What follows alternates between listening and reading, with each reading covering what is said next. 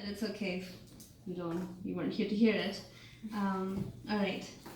Last time I shared with you how uncomfortable I was as a child with the idea and the fact of breasts. So much so that I was mortified in ninth grade to learn that a classmate's last name was Boob. Until very, very recently, I was uncomfortable with the idea of women's bodies, which means I was uncomfortable inside my own. Why do we have a body, I wonder? Do we need one? Why can't we all exist as ideas or as flames, as finite morsels of spark, intense, undefinable, elemental, susceptible to wind, water, breath, robust in what we can accomplish with our heat and with our natures that are indivisible? But we are in flames, and until we can find a way of existing in the spiritual and the intellectual space, we have to live inside this apparatus. And this apparatus is such a contested space, especially for women.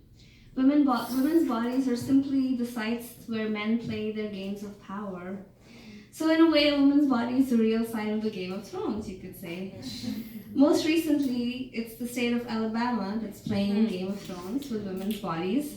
I'm sure you've all heard they have outlawed abortion. But what is this thing called abortion? What does it actually mean? In plain English, abort just means to stop, to cease.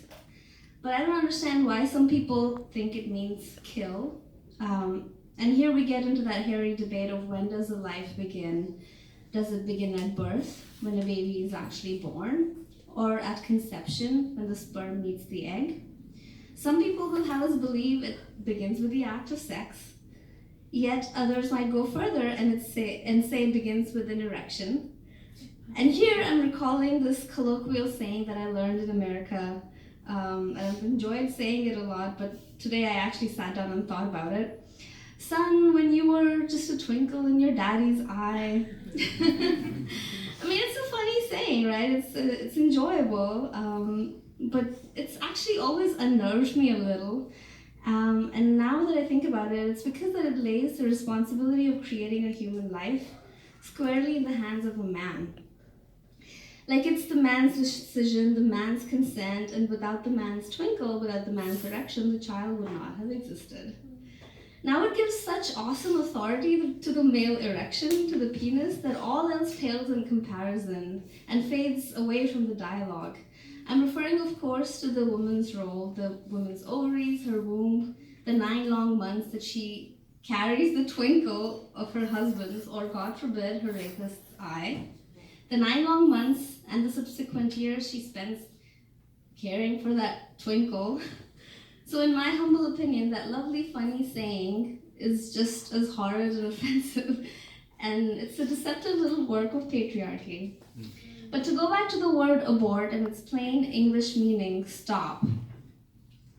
So when a woman decides to get an abortion, and please everyone believe me, this decision is the hardest decision that a woman takes. It's never easy. So when a woman decides to get an abortion, she's essentially saying stop. She's saying no. And this is exactly what men in power hate to hear. The ability to say stop, the ability to say no to a date, to sex, to that twinkle in your eye, basically to say no to that all-powerful erection, and God forbid we say no to an erection. It's such a fickle holy grail, isn't it? Sorry to all the men in the room. But anyways, giving the woman the right to do what she wants with her body, you're giving her the right to say no whenever she wants.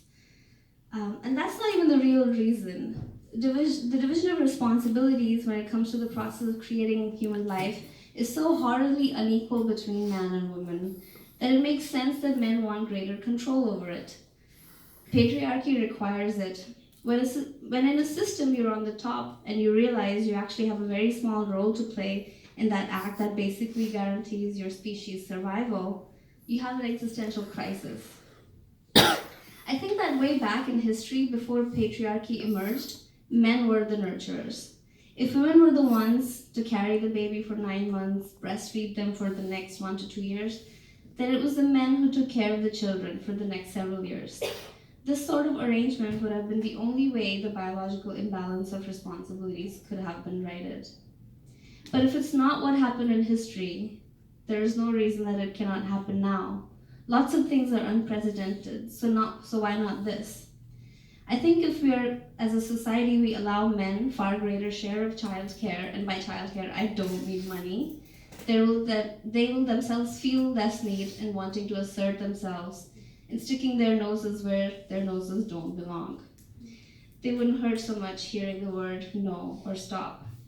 So in my parting words, I envision a society where it isn't the woman who looks into the eyes of a man and says, "Give me a baby," but a man who says this to a woman, "Give me a baby, I am barren without one." Another world is possible, right? And we are here together to create it, both men and women. So let's study our imbalances, our imperfections, and see how we can complement one another and complete one another without violence, without abusing power, but with love. Thank you.